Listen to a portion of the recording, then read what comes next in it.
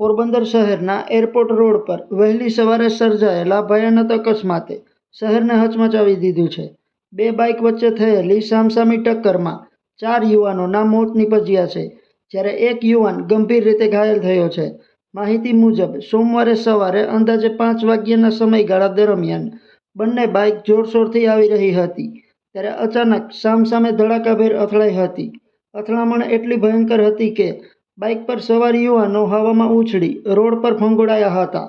અકસ્માત બાદ પસાર થતા લોકો તાત્કાલિક મદદ માટે દોડી આવ્યા હતા અને ઈજાગ્રસ્તોને હોસ્પિટલ ખસેડવામાં આવ્યા હતા, પરંતુ 4 યુવાનોને બચાવી શકાયા નહોતા।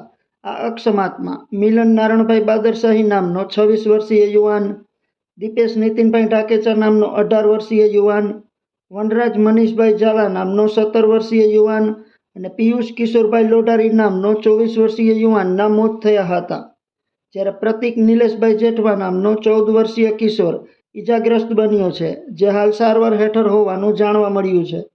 ઘટનાની જાણ થતાં જ પોલીસ ઘટના સ્થળે પહોંચી તપાસ હાથ ધરી છે।